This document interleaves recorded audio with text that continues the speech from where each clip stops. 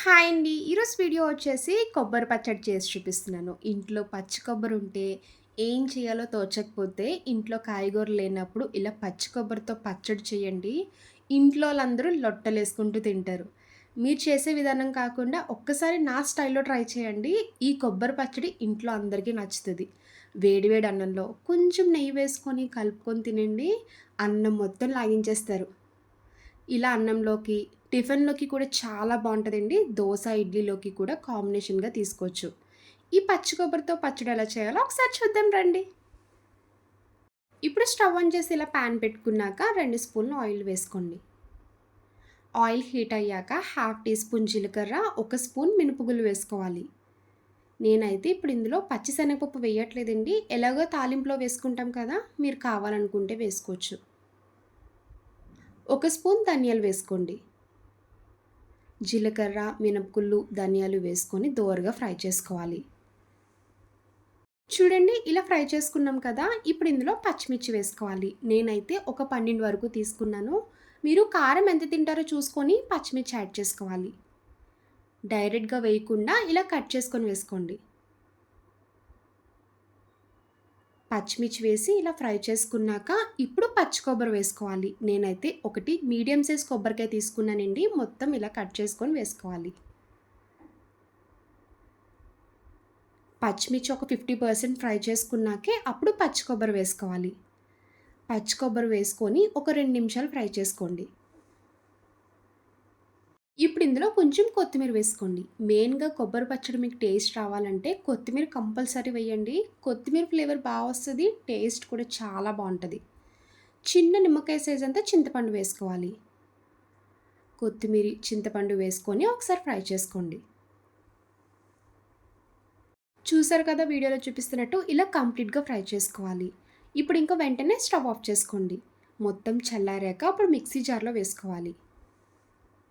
ఇలా మిక్సీ జార్‌లోకి వేసుకున్నాక ఇప్పుడు ఇందులో 5 వెల్లుల్లి రెబ్బలు వేసుకోవాలి.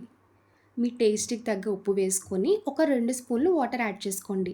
ఇది రైస్‌లో కలుపుకుంటాం కదా! ఈ పచ్చడి వాటర్ ఎక్కువ యాడ్ చేయకండి. కొంచెమే వేసుకొని ఇలా మూత పెట్టుకొని మెత్తగా మిక్సీ చేసుకోవాలి. చూడండి ఈ విధంగా మిక్సీ చేసుకోవాలి. ఇలా గట్టిగా ఉంటేనే రైస్‌లో కలుపుకొని తినడానికి చాలా బావుంటది. అదే మీరు టిఫిన్‌లోకి తీసుకునేలా ఉంటే కొంచెం వాటర్ యాడ్ చేసుకొని పల్చగా సర్వ్ చేసుకోవచ్చు. ఇప్పుడు ఈ కొబ్బరి పచ్చడిలోకి తాలింపు రెడీ చేసుకోవచ్చు.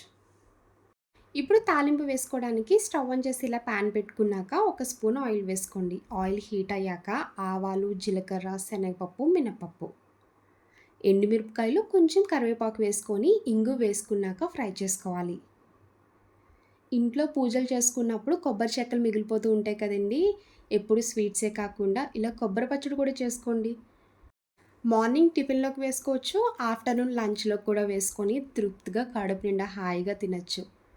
ఇలా చేసి పెట్టారంటే ఇంట్లో వాళ్ళు కూడా చాలా ఇష్టంగా తింటారండి. తాలింపు ఇలా ఫ్రై చేసుకున్నాక ఇప్పుడు మిక్సీ చేసుకున్న కొబ్బరి పచ్చడి మొత్తం వేసుకోండి. ఈ తాలింపులో కొబ్బరి పచ్చడి ఒక 1 మినిట్ వరకు ఫ్రై చేయాలి.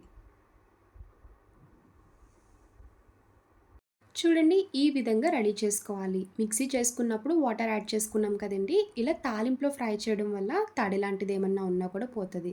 ఈ కొబ్బరి పచ్చడి మీరు ఫ్రిడ్జ్‌లో పెట్టుకుంటే 2 డేస్ వరకైనా ఉంటదండి. టిఫిన్‌లోకైనా, అన్నంలోకైనా ఇలానే వేసుకొని తినొచ్చు. చూడండి వేడి వేడి కొబ్బరి పచ్చడి రెడీ అయిపోయింది. ఇప్పుడు ఇంక వెంటనే స్టవ్ ఆఫ్ చేసుకోవాలి. ఇలా ప్లేట్‌లో వేడి వేడి అన్నం పెట్టుకొని రెడీ చేసుకున్న కొబ్బరి పచ్చడి నేనైతే వాము చారు కూడా చేసుకున్నానండి. వాము రసం. మీ దగ్గర వడియాలుంటే వడియాలతో కూడా తీసుకోవచ్చు. ఇలా రెడీ చేసుకొని వేడి వేడిగా పచ్చడి పైన నెయ్యి వేసుకొని కలుపుకొని తినండి. లొట్టలేసుకుంటూ తింటారు. అంత రుచిగా ఉంటది. చూస్తుంటే మీకు నోట్లో నీళ్ళు ఊరిపోతున్నాయి కదా! ఇంకా లేట్ చేయకుండా ఇంట్లో కొబ్బరి చెక్కలుంటే ఇలా కొబ్బరి పచ్చడి చేసుకోండి. ఇంటిది పాలి కడుపు నిండా హాయిగా తింటారు. చూసారు కదా నా స్టైల్‌లో కొబ్బరి పచ్చడి. నా వీడియో మీకు నచ్చితే లైక్ చేసి షేర్ చేయండి. ఫస్ట్ టైమ్ చూసేవాళ్ళు ఎవరైనా అయితే ప్లీజ్ అండి నా ఛానల్ సబ్స్క్రైబ్ చేయండి. బాయ్ అండి.